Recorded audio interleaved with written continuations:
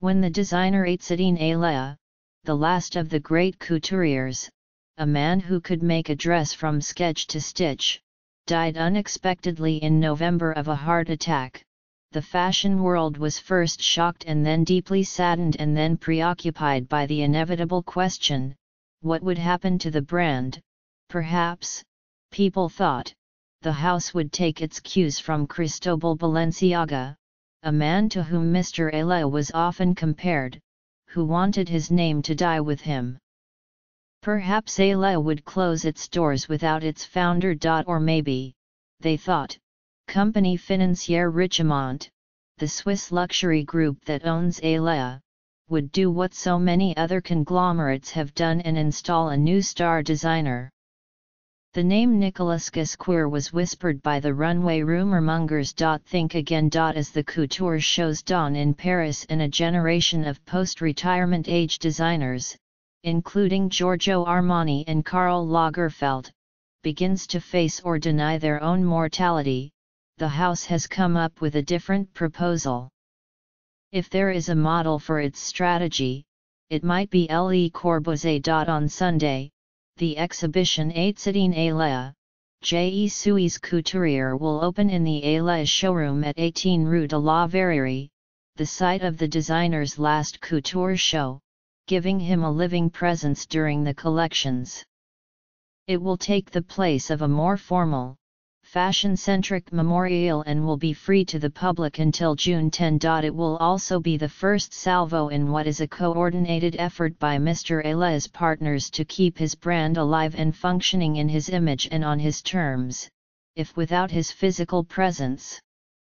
A pre-collection, what Mr. Alaïa called the Intemporels, which he designed before his death, will be sold to buyers this month, and the main collection of fall ready-to-wear and accessories in March. Afterward, there are enough products, samples, and ideas in the archives, said Carla Saani, the owner of the 10 Corso Como boutique and one of Mr. Alaïa's closest collaborators, for the studio he left behind to create new seasonal collections for generations. I think this is what he would have wanted, she said. Despite the fact that Mr. Alaïa was 82, he had not exactly strategized for the future, and there had never really been any discussions of formal succession. He thought he was eternal, Ms. Saani said. But while not focused on the mechanics of the house, he was very concerned with legacy. To that end, he and his partner, the painter Christophe Van Wehe, created the Alaïa Association in 2007, a non-profit that will be administered by Ms. Saani, Olivier Saillard, the former director of the Palais Galliera, one of Paris's 2 fashion museums, and Mr. Van Wehe. That took place at the same time that a majority stake in the company was being sold to Richemont. We were reorganizing his life, and he wanted to protect his work and archives, Ms. Saani said. According to Mr. Van Wehe, Mr. Alaïa set aside enough money to endow the association, which is in the process of applying for more formal foundation status. Mr. Alaïa had been saving his own work since the 1980s, and he has been collecting the work of designers he admired for even longer, including pieces from Charles James, Paul Poiret, Vianney, Chanel, Madame Grès and many others. Neither Ms. Saani nor Mr. Saillard could venture a guess as to how many pieces there were, but together they occupied 5 floors and approximately 14,760 square feet in Mr. Alaïa's compound on Rue de la Verrerie.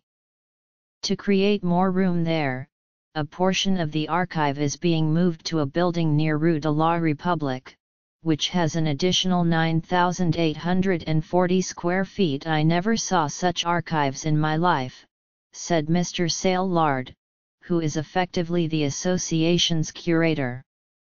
He has the most important private collection devoted to the history of fashion. For 20 years I used to see him at auctions, and we curators were all very jealous because he always bought the masterpiece we wanted, and he always refused to show them. And it wasn't just clothes. Mr. Alaïa collected furniture from designers including Pierre Paulin, Jean Prouvé, Shiro Karamata, and Mark Newson, as well as books. It is the clothes, however, and the patterns, fabrics, buttons, and sketches, the record of his creative process, that will form the basis of the continuing life of the house. He kept everything, Ms. Saini said. I think what they are doing is actually spot on because they are continuing his work and his legacy by showing what he worked on but never showed, said Ikram Goldman, of the Chicago boutique Ikram, who has sold Mr. Alaïa's clothes to Michelle Obama and other clients since opening in 2001. These days there is so much chopping and changing of designers that you can often lose the essence of a house, but his essence was working and reworking his technique, not responding to the trends of the moment. That is part of what Mr. Saillard is hoping will be conveyed by the exhibition, which will include about 38 pieces of Alaïa from the 1980s to today, all in black and white. The message is not about looking back but rather, Mr. Saillard said, the timelessness of his work.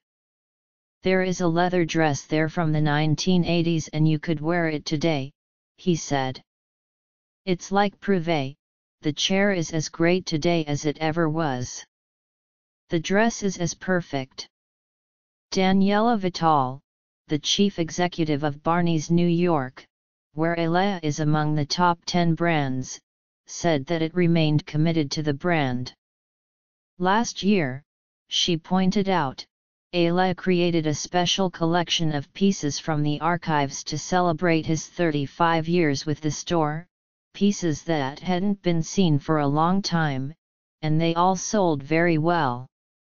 The staff of the house is intact, and in many ways it is functioning much as it did before. Everyone still eats together every day in the kitchen. There is, Mr. Von Wehe said, a feeling of solidarity. Mr. Saillard's word is mission. The difference is where they work. When Mr. Alaïa died, his friends closed the door to his personal studio, as well as his apartment on the floor above, to preserve it exactly as he left it, down to the last glass he touched, Ms. Saini said. His designers and assistants migrated across the courtyard to other sample rooms and ateliers. The idea, she said, is that at some point they will open both floors to the public, and they will become a museum of sorts. Mr. Alaïa, who rarely left his studio and was famous for working through the night, slept in a Prouvé glass gas station that he had installed in his apartment, and he had a vertical garden in his bathroom.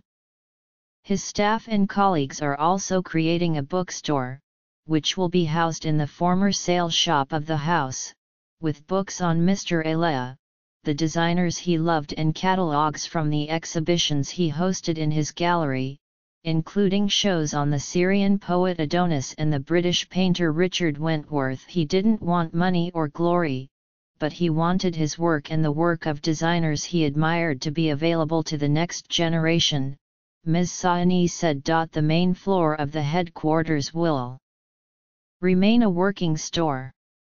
Ms. Goldman said she expects the response to the clothes to be as robust as ever. We will definitely continue to buy it, and we will definitely continue to sell it, she said. None of the brand's plans for growth are being put off. A store will open in London in late March or April, and a major retrospective at the Design Museum there in May. There are only a few designers who create a strong enough foundation for a brand to pull this off, Ms. Vital said. If Mr. Alaïa's partners succeed, their story will not only be the classic one about writing a new chapter, but also perhaps the most effective riposte to the frenetic musical chairs of fashion the industry has seen yet.